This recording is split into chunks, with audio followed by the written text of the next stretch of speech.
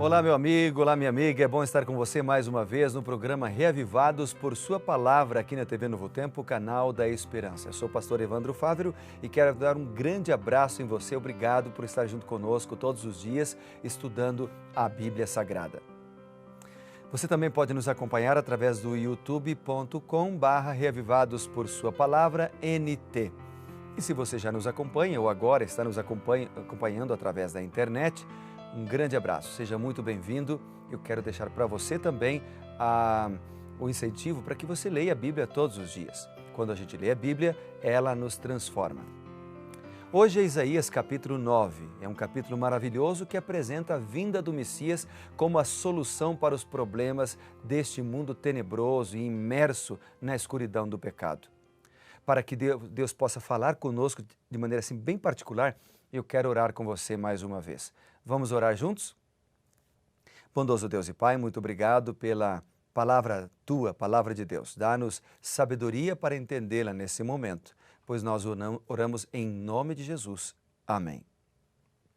Então vamos lá, vamos ler Isaías capítulo 9. Eu selecionei aqui alguns versos que chamaram a minha atenção. Eu tenho certeza que quando você ler Isaías capítulo 9, ou se você já leu Isaías capítulo 9, Deus falou com você, talvez através dos mesmos versos que eu vou compartilhar contigo, ou através de outros versos. E esta é a maravilha da palavra de Deus. Quando nós lemos, Deus fala conosco através de uma palavra, através de uma frase, através de uma expressão. Ele fala conosco. O verso que eu destaquei, por exemplo, primeiro, é o versículo 2. Vamos lá. O verso 2 diz assim: povo que andava em trevas e viu grande luz, e aos que viviam na região da sombra da morte, resplandeceu-lhes a luz. Que povo é este? Bom, esse é o povo da Galileia. Ele é mencionado logo acima no versículo 1, quando a Bíblia diz: Deus, nos primeiros tempos, tornou desprezível a terra de Zebulon e a terra de Naftali, mas nos últimos dias tornará glorioso o caminho do mar, além do Jordão, Galileia dos gentios. Então, o que o texto está dizendo é que este povo andava em escuridão, mas sobre eles veio uma luz que os iluminou. Que luz é esta? O versículo 6 apresenta que luz é esta. É mais do que uma luz física, literal. É uma luz espiritual. É a vinda do Messias. Então, o versículo 6 apresenta este Messias. Diz assim: porque um menino nos nasceu, um filho se nos deu, o governo está sobre seus ombros, e seu nome será Maravilhoso Conselheiro, Deus Forte, Pai da Eternidade, Príncipe da Paz. Amém? Que linda descrição do Messias.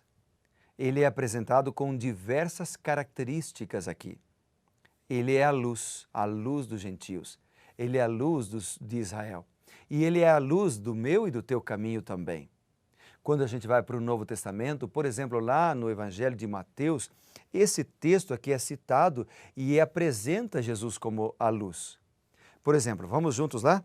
Evangelho de Mateus, eu tenho aqui anotado, capítulo 4, o versículo 12 até o 16, diz a Bíblia: ouvindo, porém, Jesus que João fora preso, retirou-se para a Galileia.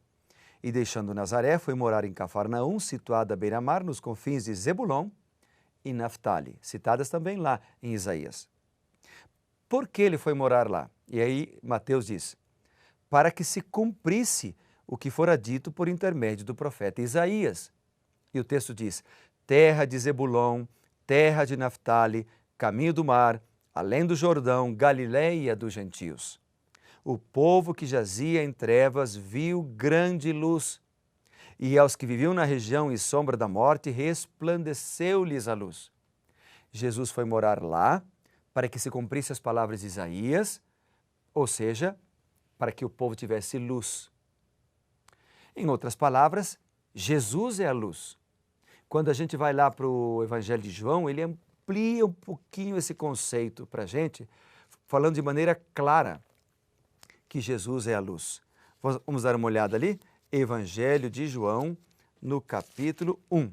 Diz a Bíblia assim, ó. Aqui está, a partir do verso 4. A vida estava nele, e a vida era a luz dos homens. A luz resplandece nas trevas, e as trevas não prevaleceram contra ela. E aí ele diz, houve um homem enviado por Deus, cujo nome era João, referindo-se a João Batista. Este veio como testemunha para que testificasse a respeito da luz, a fim de que todos viessem a crer por intermédio dele. Ele, João Batista, não era luz, mas ele veio para testificar da luz, a saber, a verdadeira luz, que vindo ao mundo, ilumina todo o homem. Então o texto de Isaías menciona que o povo que estava em trevas, o povo da Galileia que estava em trevas, seria iluminado pela presença de um menino que nasceu, que era a luz dos homens, que iluminaria o povo. Só que Isaías, ele dá outras características deste menino. Diz o seguinte, o governo está sobre seus ombros, é uma das características que é apresentada aqui. Ou seja, Cristo, o Messias, governaria sobre o céu e a terra. Ele é o Todo-Poderoso, ele é soberano. Isaías capítulo 9, versículo 6 ainda diz, o seu nome será maravilhoso, conselheiro. Ou seja, Cristo tem sabedoria suficiente para nos orientar e dirigir a nossa vida. O texto ainda diz, ele é Deus forte. Ou seja, Cristo é Deus onipotente, onipresente, onisciente. Ele pode todas as coisas. Ele não só quer te ajudar, como ele pode te ajudar. O texto ainda diz, ele é o Pai da eternidade. Ele não tem princípio de dias nem fim de existência. Ele é eterno. Ele é o Criador de todas as coisas. Sempre existiu. E diz mais, ele é o príncipe da paz. Ou seja, a paz verdadeira nós só encontramos em Jesus Cristo.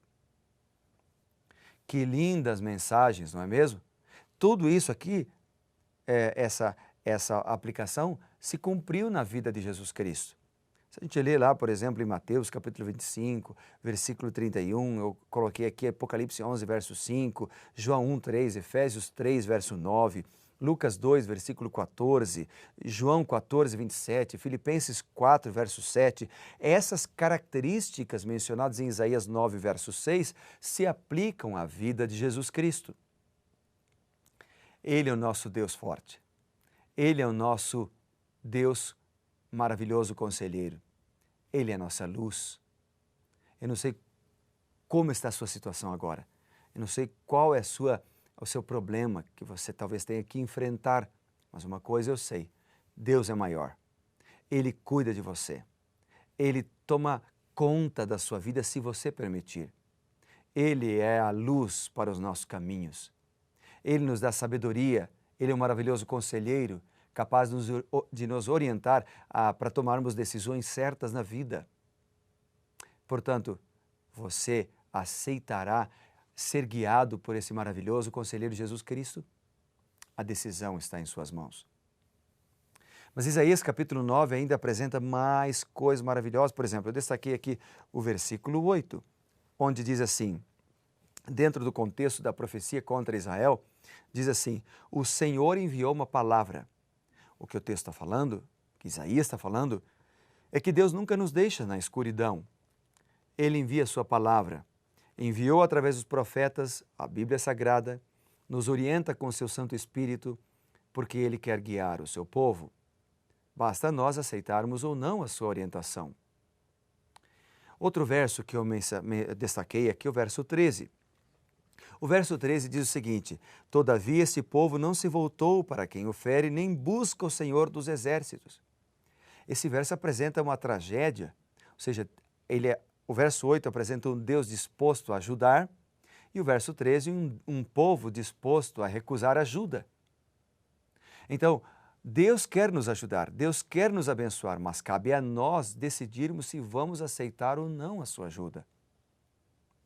Outro verso que eu destaco no capítulo 9 é o versículo 17 e o verso 18. Dois versos, não é? O verso 17 diz, pelo que o Senhor não se regozija com os jovens dele e não se compadece dos seus órfãos e das suas viúvas. Por quê? Porque todos são ímpios, todos são malfazejos e toda boca profere doidices. Uau! Veja que expressão forte. Deus fica triste quando nós nos afastamos dele. E o versículo 18 apresenta os resultados de se afastar de Deus. Veja, o versículo 18 diz: a maldade lavra como um fogo, ela devora os espinheiros, devora os abrolhos, acende as brenhas do bosque, sobe como espessas nuvens de fumaça. E ainda o verso 19 completa: por causa da ira do Senhor dos Exércitos, a terra está abrasada. Veja, há consequências funestas em nos afastarmos do Senhor. Pode ser que até a princípio você tenha sucesso, mas com certeza a tragédia, as dificuldades, os problemas virão. Então, o que o capítulo 9, em suma, falou para mim hoje é que nós vivemos as trevas do pecado, mas há solução para isto, e é Jesus Cristo. Ele é o Messias, Ele é a luz do mundo. Se nós o aceitarmos, Ele nos abençoará. Todavia, se nós não o aceitarmos, sofreremos as consequências da nossa própria escolha e da transgressão. Portanto, Deus destruirá o pecado, Deus destruirá a impiedade de Israel, Deus julgará os ímpios, mas o que Ele quer mesmo é nos salvar. O que Ele gostaria mesmo é de salvar a todos. A minha pergunta para você hoje, querido amigo, amigo da internet, amigo do YouTube, amigo da TV Novo Tempo, a minha pergunta para você hoje é: você aceitará esse Jesus maravilhoso que quer te salvar? Você aceitará esse Jesus que pode todas as coisas? Eu aceito. E você, aceita esse Jesus? Aceita esse Jesus? Sabe, aceitar Jesus é muito mais do que fazer parte de uma igreja. Aceitar Jesus é muito mais do que simplesmente ser batizado nas águas. Pode fazer parte, mas significa viver com Ele dia após dia. Amém? Pensando nisso, eu quero orar por você agora. Vamos orar juntos? Bondoso Deus e Pai, abençoa-nos para que possamos ser Teus. Derrama Teu Santo Espírito para que possamos andar contigo dia após dia. Pois oramos, Pai, em nome de Jesus. Amém. Grande abraço, amigo. Seja revivado por Sua palavra.